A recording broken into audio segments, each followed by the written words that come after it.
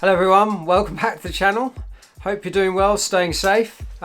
Just a quick hi to all my new subscribers. Thank you for subscribing, really appreciate that. Thank you to everyone leaving comments, love answering them, some really great questions.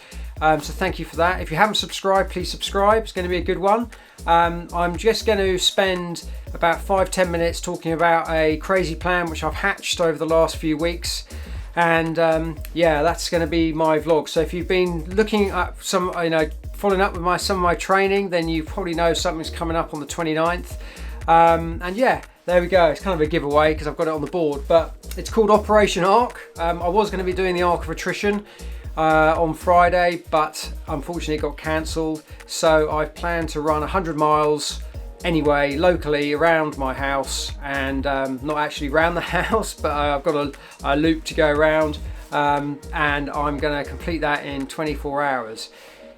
I'm going to try and match the Arc conditions in a way. Obviously I'm not by the sea, but the Arc was 4,228 meters of elevation. This route I've picked is 3,616, so a little bit less.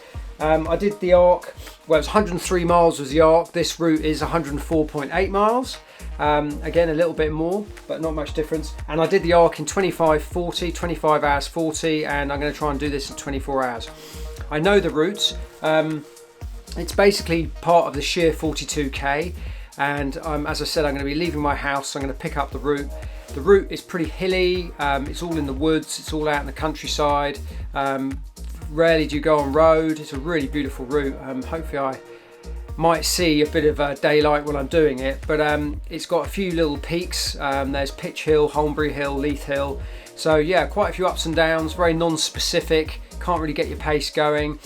What else about it? It's going to be pretty muddy, pretty boggy, and obviously the snow's melting now, so yeah, it's going to be a pretty tough route. I did the marathon a couple of years ago and did it in 3 hours 45.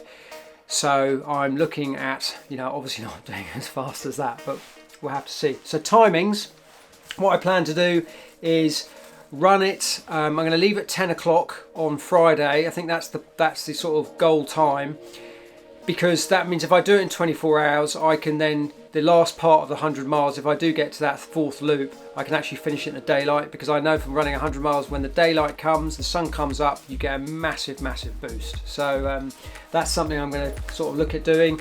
And as I say, I'm going to do the first loop clockwise, and then I'm going to do the second loop anti-clockwise, and then clockwise, and then choose which way I want to go. So a bit Barkley-esque.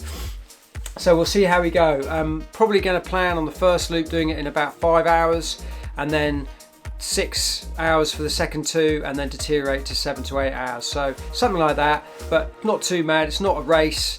I just want to complete the 100 miles. That's the plan.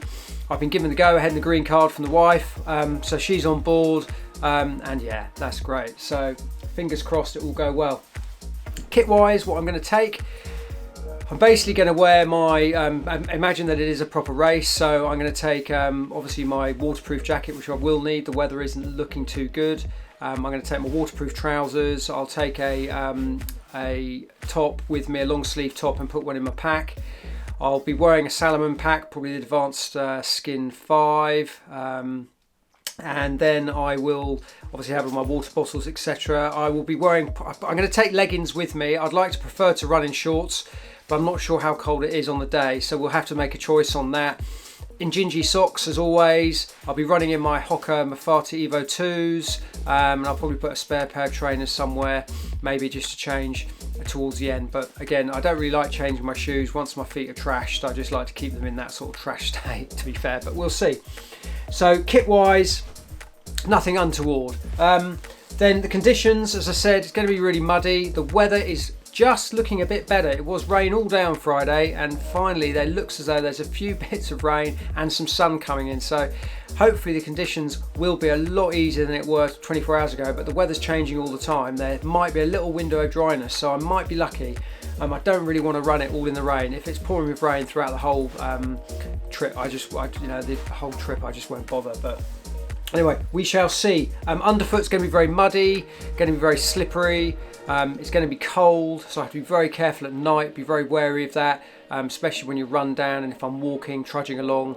You know, I don't want to get sort of any nasty, well, hypothermia sounds a bit dramatic, but you never know. So I've got to bear that in mind. So just respect the conditions for sure, because it is a winter run.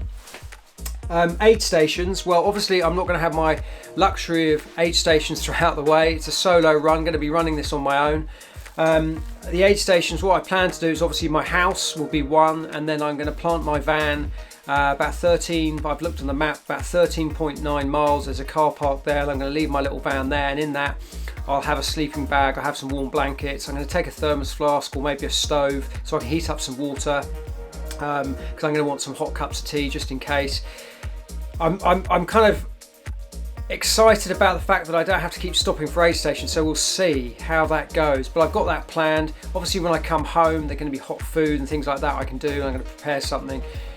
But I'm going to be, one of my sort of challenges is to get out the door again, because the good thing is, you know, I don't have to worry about a drop bag, don't have to worry about all my stuff because I've got all my kit at home. So I know that at least one loop, if I'm missing something, I need something, I've only got another sort of 13 miles or 26 miles to get round to get back home. So we should be okay on that.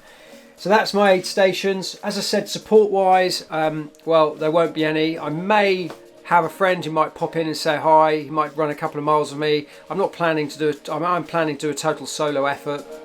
And I haven't really got anything when I come home at night, in the middle of the night when I get back. You know, no one will be awake for me or anything like that.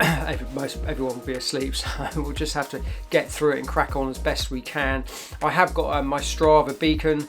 Obviously people will know that I'm doing it, so if there's any problems, I've got one of my friends, he said give me a call if I need to be picked up or anything like that, so we're okay. I've got some, you know, support in that sense, so it won't be a total you know, a run where if anything does happen, you know, I fall over and like that, it won't be a total disaster. So I will have my mobile phone with me and everything like that.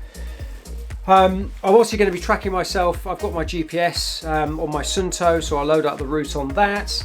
Yeah, I think, you know, all in all, that will be kind of what I'll be doing. Nutrition wise, I haven't got to actually put that on the board, and I should have done, but nutrition wise, I'm going to be running with Spring Energy. I've got a load coming in.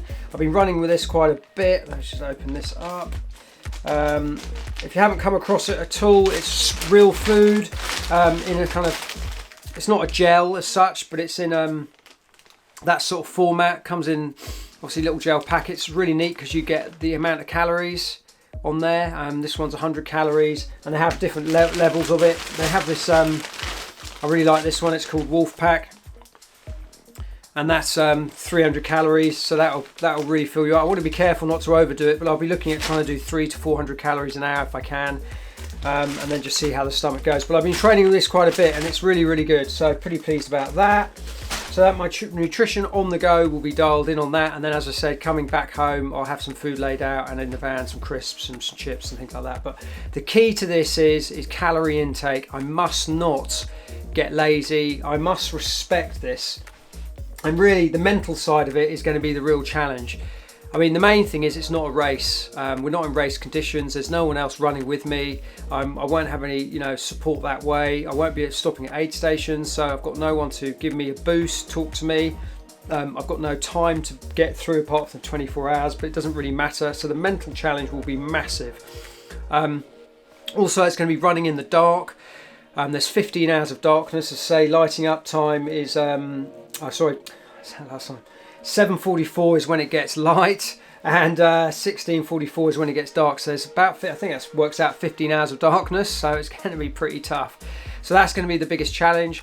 How I'm going to get over that, I'm going to take some music, take my phone with me so I can listen to some tunes, things like that. That will get me through. And also I'm very good at running on my own. I do enjoy it. I am really excited about doing this. I'm really excited to find out what sort of, how I feel when I do it, the ups and downs, the lows, and just really push myself to my limit. I've done loads of training for it, so it's not like I've just turned up. I'm going to talk about running 100 miles, so it should be good, and I've run a few already. This will be, I don't know, my 4th or 5th 100 miler, so I've got to do it. So super buzzed up about it. I'm going to be taking my GoPro. It's going to be really hard to film if it's wet. As you know, if you've watched my videos, it sounds like you're in the bath with the sound, but I will take my GoPro and I'll try and record the whole event. I've got some lights and stuff I can take with me, which I put on the, I don't know if I've got one here. No, it's a little square light and you put it on top of the GoPro and that will kind of feed back a bit of light. But I'll do my best to document the whole thing, and hopefully when I come back I can put that up and you can have a look and see how I get on. So that's about enough from me. I don't really know what else to say, except I'm super excited. I mean, I love my running, so this is just the type of thing I want to do. So if you think, oh my god, what a nightmare, it's actually exactly what I like to do. And that is one thing. I don't know on the 75th mile will I still like running, but at least it's something I love doing. So anyway, there we go. As I said, enough from me. Thanks for watching the channel. Thanks for listening to the end if you have. I listened to a podcast, a channel called Dev Runner in America, and he likes to say the people who've watched it to the end is part of his exclusive club. I really like that. So if you are watching it now, you are part of that exclusive club. And yeah, please subscribe, leave your comments below, and there we go. See you on the next one.